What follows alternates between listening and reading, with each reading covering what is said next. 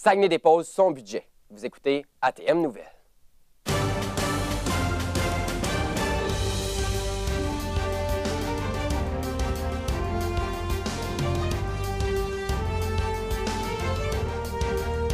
Saguenay annonce une hausse de taxes. Ça commence à faire mal pas mal. Une augmentation qui fait réagir. Les limites de vitesse dans les quartiers divisent la population. Une maison du Père Noël attire des centaines de lettres à Jonquière.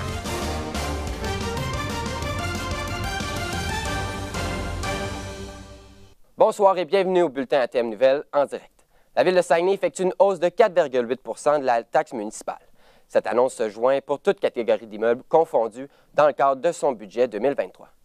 Sarah-Léa Bouchard, vous étiez sur place. À quoi les citoyens peuvent s'attendre en ce qui concerne la taxation pour l'an prochain? Oui, alors, à titre d'exemple, pour une maison moyenne, le compte de taxes passera de 2 893 $ à 3 059 $ en 2023, ce qui équivaut à un écart de 166 $. Question logement maintenant, par tranche de 100 $ d'évaluation, les propriétaires paieront 1,19 $ comparativement à 1,12 $ en 2022. Bien que la mairesse de Saguenay, Julie Dufour, est satisfaite du budget et que la Ville bénéficie maintenant d'une aide importante dans la planification de ses budgets, elle persiste à dire que la Ville dépend encore beaucoup trop de la taxe foncière qui représente près de 95 % de ses revenus. On l'écoute.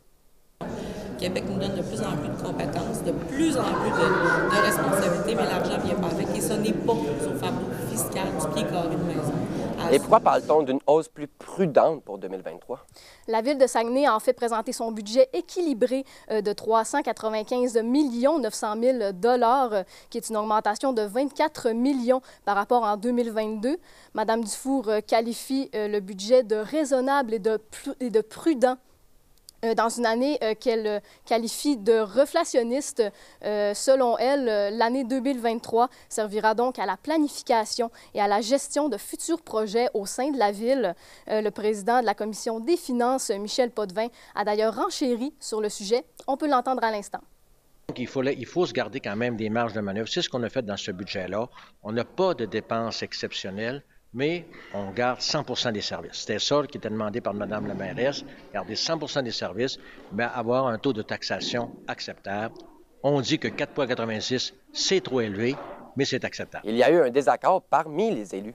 Oui, en effet, un désaccord a été senti du côté du conseiller Marc Bouchard. Il a spécifié qu'avec les ajustements du prix du service des matières résiduelles qui élève le taux municipal à 5,73 %, en plus du gel des taxes industrielles et commerciales de l'an passé, en raison notamment du faible taux de croissance recensé dans la ville de Saguenay. Il affirme que la mairesse et les autres élus auraient pu faire diminuer le budget de cette année encore davantage. Il est convaincu que le gel de 2022 est la principale cause qui a mené à l'élaboration du taux de ce budget. On l'écoute à l'instant. Je m'étais opposé au gel du fardeau fiscal l'an dernier. Et puis, si on avait eu des bonnes prévisions, on aurait dû être en mesure d'estimer que cette année, on aurait quand même une augmentation raisonnable. S'il n'y avait pas eu un gel du fardeau fiscal l'an dernier, il y aurait eu une moins grosse augmentation des taxes cette année. Merci, Sarah-Léa. Et d'ailleurs, toujours concernant le budget de la Ville de Saguenay, la hausse de taxes de 4,8 % a fait réagir. Nous avons rencontré des citoyens de Jonquière. Voici ce qu'ils avaient à nous dire. Alors, espérons qu'on va avoir les services en conséquence, parce que des fois, pour l'augmentation des taxes, là, on n'a pas toujours les services des fois comme on veut. Le marché, écoute, c'est sûr qu'avec la hausse des taux d'intérêt, je peux vous dire que l'on commence à avoir un certain ralentissement. Mais avec la hausse de taxes, pas loin du 5 % ça commence à faire mal pas mal. Il y a déjà des gens qui ont déjà de la difficulté, là, justement, à arriver au niveau financier, au niveau, justement, payer les hypothèques, payer tout ce qui va, toute l'inflation. Et c'est ça, je pense qu'il y en a que ça va être l'impact va être quand même assez significatif là, pour, je crois, pour plusieurs ménages. Moi, je trouve que c'est beaucoup, parce que la majorité des gens n'ont pas ça comme augmentation de salaire. Les conseillers municipaux de Saguenay voteront demain pour la modification du règlement de zonage concernant le nouveau stationnement à étage de l'hôpital de Chicoutimi. Ils vont également donner des précisions aux citoyens. C'est lundi qu'un avis de motion a été adopté lors d'une séance extraordinaire. Rappelons que ce dossier est très controversé et que plusieurs citoyens ont dénoncé cet avis de motion. La construction de places de stationnement supplémentaires est nécessaire pour permettre l'agrandissement du bloc opératoire de l'hôpital. Du côté de la météo, Andrea, le ciel demeurera nuageux ce soir. Oui, il fait présentement moins 7 degrés Celsius, ressenti moins 14 à Saguenay, avec un ciel principalement couvert jusqu'à 20 heures. On peut ressentir des vents d'ouest de 20 km et des rafales à 40. À Roberval, il fait moins 8 degrés Celsius avec des averses de neige. Je vous donne plus de détails plus tard dans le bulletin. Merci Andrea, on s'habillera chaudement ce soir. Après la pause, on vous parle de la fin de l'état d'urgence à la baie.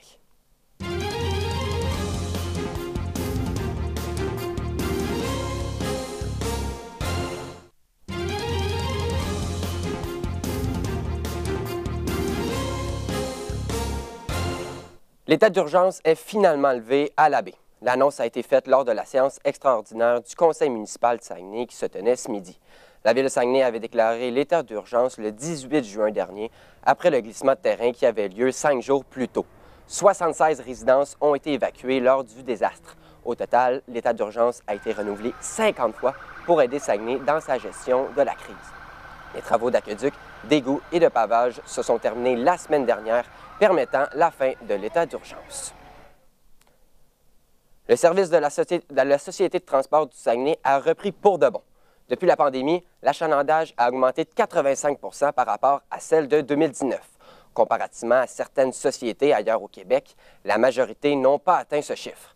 Aucune mesure sanitaire n'est maintenue dans les transports en commun. C'est donc un retour à la normale pour les utilisateurs de la STS. Hier, on a parlé de notre tarification sociale. Normalement, c'est des choses qu'on va mettre en place en début d'année 2023. Alors, je pense qu'avec les choses positives qu'on va annoncer dans les prochains mois, tranquillement, pas vite, on va être capable de hausser vraiment le pourcentage de gens qui prennent l'autobus.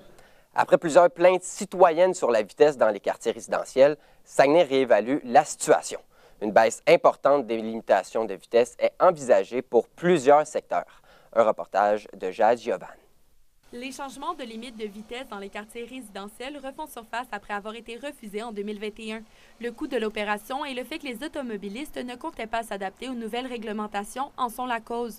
Cette fois-ci, c'est en réponse à la population que le projet reprend. En fait, oui. Si les conseillers amènent cette idée-là aujourd'hui, c'est parce qu'il y a eu des différents commentaires de la population dans différents quartiers. C'est pas propre à un endroit en ville. C'est vraiment plusieurs conseillers qui reçoivent ce commentaire-là de manière assez récurrente. D'ailleurs, dans le quartier d'Arvida, il y a certaines ruelles où la limite de vitesse a été abaissée déjà cette année. Donc, tout simplement, quand on a des échos de la population comme ça, les élus se penchent sur la question. Mais comme je le disais, pour l'instant, on n'est pas à l'étape d'annoncer un changement. On dit simplement que les élus vont prendre cette question-là, délibérer, voir s'il y a lieu ou non d'apporter un changement. Les citoyens restent mitigés face à la proposition de passer de 50 à 40, voire 30 km/h dans certains quartiers. Oui, il y a tellement d'accidents aujourd'hui, le monde n'est pas prudent. On sait que des enfants, ça peut te sortir direct dans la rue, puis si tu vas à 60 ou 70, l'enfant n'aura aucune chance. Donc oui, je suis en faveur. Nous mettre des arrêts-stop partout, de nous baisser la vitesse, de nous materner, ça, moi, je suis pas d'accord avec ça. Je trouve que 50, c'est le strict minimum d'un quartier. Cependant, les brigadières sont unanimes. Ils vont un petit peu plus que la limite. Fait que si c'est réduit à 40 km, bien, au moins, ils vont aller peut-être à 50, mais ils n'iront pas à 60. Bien, c'est moins dangereux pour les enfants parce que quand ils traversent les rues, là, des petites rues, il n'y a pas de brigadière. Là. Ça serait moins risqué pour eux autres. En attendant la potentielle réduction de vitesse dans les quartiers résidentiels, la Ville a mis sur place des réglementations sur les virages à droite au feu rouge. Ils sont maintenant interdits à certaines intersections, comme au coin de Morin-Racine à Chicoutimi et au boulevard René-Lévesque Saint-Émilie à Jonquière. Jade Giovanni, ATM Nouvelles, Saguenay.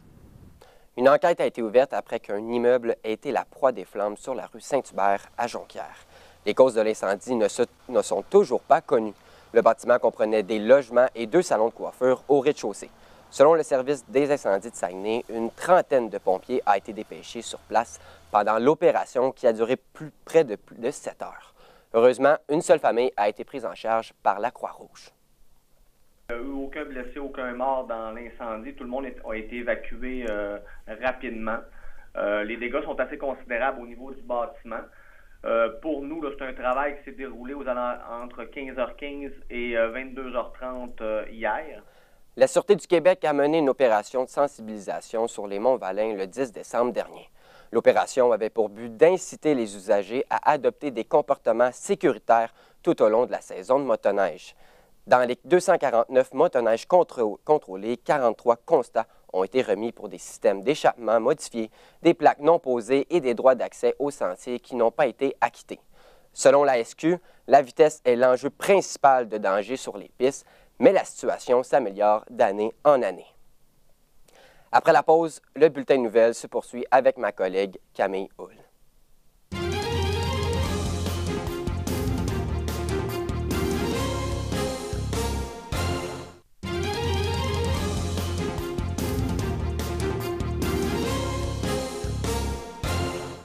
Bonjour, ici Camille Hull pour la suite de votre bulletin de nouvelles. Du côté de l'environnement, ça bouge beaucoup en ce moment à Montréal. La ville accueille la COP15 et beaucoup de militants se rejoignent chaque jour dans les rues pour manifester pour l'avenir de la planète. Xavier Savard, c'est quoi cette convention exactement? Oui, bien, comme son nom l'indique, c'est la 15e édition de la conférence des parties sur la biodiversité. L'objectif de l'édition de cette année est assez ambitieux selon certains. Ce serait de créer un cadre mondial commun afin de protéger, mais aussi de restaurer la biodiversité à travers la planète.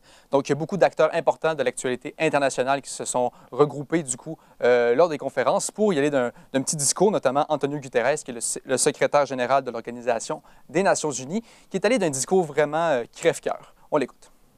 Oublions les rêveries de certains milliardaires. Il n'y a pas de planète B. C'est à nous de réparer le monde que nous avons. À nous de chérir ce merveilleux cadeau. À nous de faire la paix avec la nature. Et pour les groupes de manifestants dans les rues de Montréal? Oui, il n'y a pas seulement au Palais des Congrès qu'il y a énormément d'actions en ce moment, comme on peut le voir juste ici. Il y a des centaines, voire des milliers, en fait, de manifestants qui vont dans les rues pour dénoncer certains points de la COP15 qui seraient, selon eux, assez hypocrites vis-à-vis de la situation actuelle sur la planète. Ce qui est dénoncé ici principalement, ce serait donc l'utilisation de secteurs, d'entreprises privées, en fait, pour venir à bout du problème. Donc, il y a plusieurs manifestants qui, selon eux, ils pensent que le secteur privé, c'est une des principales causes du problème. Donc, ce seraient ces mêmes entreprises qui travaillent pour leur compte, qui seraient sollicitées, et eux, ça serait comme prendre le problème pour créer une solution. Donc, c'est pas mal ce qui est critiqué ici. Il y a aussi certaines mesures qui vont à l'encontre même de l'essence de la COP15, notamment le protocole de Nagoya, qui augmenterait l'exploitation totale, donc de l'exploitation des territoires à forte biodiversité, comme les territoires du Sud, mais aussi les territoires autochtones. Donc, il y a plusieurs groupes, plusieurs personnes qui organisent en fait des rassemblements et des marches pour essayer de rassembler le plus de personnes possible pour faire valoir leur point, leur point de vue qui est donc que la COP15 ne sert pas à grand-chose en ce moment dans la situation. Merci, Xavier. Au plaisir. Déjà des nouvelles qui sortent comme quoi c'est insuffisant, puis comme quoi ça fonctionne déjà pas. Fait que je dirais que c'est pas étonnant qu'on s'y attendait. Puis que justement, ça vient prouver en fait l'argumentaire là, comme quoi la COP15... ça ne sert pas à grand-chose à part faire de l'éco-blanchiment. Il y aura d'ailleurs une importante manifestation mercredi prochain qui ramènera du coup les travailleurs et aussi des étudiants qui manifestent pour la même cause. Et il y aura aussi, on rappelle aussi que la COP15 se terminera donc le 9 décembre prochain. Merci beaucoup, Xavier. Au plaisir. Le Mont-Fortin ouvrira une partie de ses pentes le mercredi 21 décembre. Seulement le versant de l'Arbalète, communément appelé T-bar, sera disponible pour les amateurs de glisse. L'ouverture du versant du télésiège dépendra des températures des prochaines semaines. La vente des billets de saison se porte bien selon la ville, malgré la hausse de prix annoncée pour cette année. En fait, la hausse de prix entre en vigueur le 16 décembre, donc c'est très bientôt. Pour l'instant, on est encore avec les tarifs de l'an dernier pour les abonnements de saison. D'ailleurs, ça va très bien. Il y en a déjà 567 de vendus. Au retour de la pause, ouverture d'une salle de mini-golf fluorescente chez la compagnie Escaparium à Chicoutimi.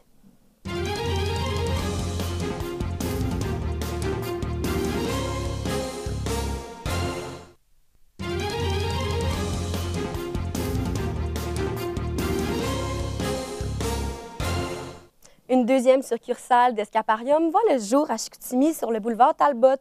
Les clients pourront profiter du nouveau mini-golf fluo dès demain à midi et se rafraîchir avec les bubble tea du bar Bobli.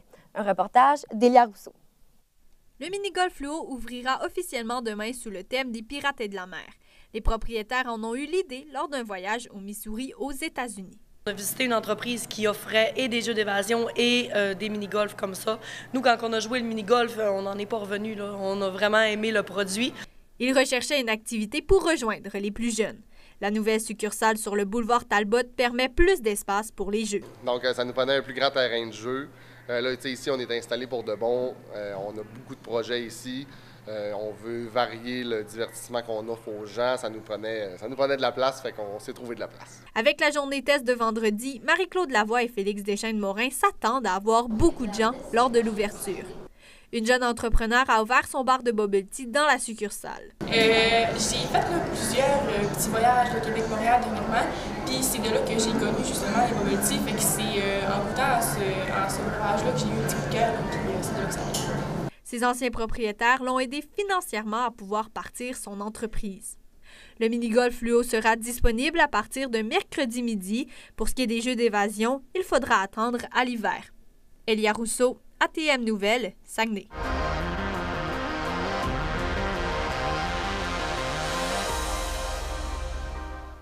Le Côté Court va avoir accueilli 68 événements au courant de sa saison d'automne 2022. Jérémy Lucier est allé à la rencontre du directeur général de la salle de spectacle pour faire un bilan de cette saison. Monsieur Larouche, on a vu de très gros artistes et de plus petits artistes venir ici. C'est quoi la mission exactement du Côté Court? La mission du Côté Court, en fait, elle est en deux volets. C'est soit une grande partie, en fait, c'est des artistes émergents, des artistes qui commencent leur carrière professionnelle ou qui ont 1 ou 2 albums qui sont sortis, ou des artistes très connus, comme Martha Wainwright, qui est venue quelque part en novembre, qui ont des projets beaucoup plus intimistes, qui font des tournées solo, des tournées duo, et qui veulent avoir des petites salles. Fait que ce sont les deux pôles qui font nos programmations. Et aussi, tout ça, en fait, ces deux pôles-là doivent aussi être de la création originale. Fait que nous, on ne fait pas de spectacle de cover ou d'hommage et tout. Il faut vraiment que ce soit création originale et en grande partie francophone. Il y a eu aussi le Festival de musique des créations. Est-ce que ça va être de retour l'an prochain? Bien sûr, Musique de création, qui est un autre chapeau que moi et toute mon équipe portons, parce que ce sont nous qui sommes aussi à la direction du Festival de musique de création, qui va avoir lieu du 19 au 21 octobre 2023. Au total, le FMC, c'est une vingtaine de spectacles en 4 jours. À quoi est-ce qu'on peut s'attendre pour le Côté Court en 2023? Ah, mon Dieu, il y a plein de découvertes. Pour l'automne, pour hiver-printemps 2023, on a encore une vingtaine de spectacles prévus au calendrier. On a fait le lancement il y a quelques semaines en novembre. Il y a des gros noms qui reviennent. Il y a plein de nouveaux artistes à découvrir. Et on est surtout en train de faire la programmation de l'automne 2023 et hiver 2024. On est en cours là-dedans, on est en négociation de contrat et on a déjà des artistes de signés qui devraient vraiment surprendre et beaucoup attirer. Notre programmation d'automne 2023, qu'on va lancer quelque part au printemps, devrait frapper fort. Merci, M. Larouche, en souhaitant beaucoup de succès dans l'avenir au Côté Court. Depuis 2 ans, une maison du Père Noël fait bien des heureux sur la rue Panet à Jonquière. Cette année, les organisateurs ont déjà reçu un nombre record de lettres et de visiteurs. Mercredi dernier, des enfants ont donné en main propre leurs lettres au Père Noël. Evelyne, l'événement a attiré une grande foule. Oui, en effet, selon le propriétaire de la Maison du Père Noël sur la rue Panet, Éric Garguépi, il y a plus de 500 personnes qui se sont présentées à l'événement mercredi dernier. Écoutez, la file allait du coin de rue derrière moi jusque dans la cour arrière et certaines familles ont quand même attendu un moment avant de pouvoir voir le Père Noël, mais ça l'a valu la peine. En plus du Père Noël, il y avait la Fée des Étoiles, le Spider-Man de Saguenay et un soldat de Star Wars qui était présent pour donner des cadeaux et des chocolats chauds aux enfants. Éric Garguépi et sa femme, les 2 instigateurs de cette maison du Père Noël sur la rue Panet, ne savent pas encore s'ils vont refaire un événement de cette envergure d'ici Noël, parce que ça prend quand même beaucoup de temps à organiser et de gestion le soir même. Depuis le dépôt de la boîte aux lettres sur leur terrain, le couple a reçu plus de 800 lettres écrites par des enfants pour le Père Noël. Cette année, ils songent pouvoir atteindre les 1000 lettres, soit le double de l'année passée. Il faut dire aussi que toutes les lettres reçoivent une réponse personnalisée qui sont écrites à la main par des lutins qui aident bénévolement. En plus d'illuminer le cœur des enfants, Les propriétaires ont choisi d'organiser un tirage sur le groupe Facebook de la Maison du Père Noël. Le but de ce tirage est de pouvoir offrir à une famille dans le besoin plusieurs cadeaux, dont un bon Noël contenant plus de 300 $ de jouets. La Maison du Père Noël sur la rue Panay sera de retour l'année prochaine. Merci beaucoup, Evelyne. C'est demain que s'amorce le challenge CCM M18 3A à Saguenay. Pour l'occasion, des équipes de la Ligue de hockey M18 3A du Québec et des Maritimes s'affronteront au foyer des loisirs de Jonquière. Les joueurs auront la chance d'impressionner des recruteurs de la Ligue de hockey junior majeur du Québec pour leur avenir. C'est aussi l'occasion pour plusieurs équipes de repartir à neuf, surtout pour les élites de Jonquière qui connaissent un lent début de saison. Il y a 2 ans, par exemple, Rivière-du-Loup est arrivé ici, avait, je pense, 2 victoires, puis ils sont partis avec le challenge. Fait que tout peut arriver. On a toujours des surprises au challenge. Bien souvent, c'est pas les équipes de tête qui gagnent le challenge, à part peut-être il y a 2 ans, où on savait que Lévis était tout seul, puis qu'il avait gagné. Mais les autres challenges, toujours des belles surprises. À la météo maintenant, Andrea, qu'est-ce qu'on annonce cette nuit et demain? La température atteindra moins 13 degrés cette nuit à Saguenay. Il y aura de la faible neige intermittente qui cessera demain. On prévoit une accumulation de 2 cm par endroit. Demain, ce sera une alternance de soleil et de nuages. Du côté de Roberval, il fait moins 10 degrés cette nuit et un ciel généralement ennuagé avec 40 % de risque de précipitation, d'averses de neige. Des vents du nord atteindront 20 km/h avec des rafales à 40 qui s'estomperont en après-midi. Le ciel sera dégagé au matin et on s'attend à 0 degré. Dans les prochains jours, ce sera de la neige intermittente et des températures entre moins 4 degrés et 2 degrés Celsius, ce qui fera que ce sera une température plus douce que les derniers jours. Donc, on s'attend à un climat un peu plus chaud. Merci, Andrea. C'est ce qui complète les informations ATM Nouvelles. En terminant, on vous laisse sur des images de Jonquière qui a choisi d'ajouter une touche de magie de Noël sur son véhicule. Suivez-nous sur notre page Facebook ATM Nouvelles ainsi que sur celle de La Pige. Vous pouvez également nous écouter sur les ondes d'ATM 103.5. Merci d'avoir été avec nous. Bonne soirée.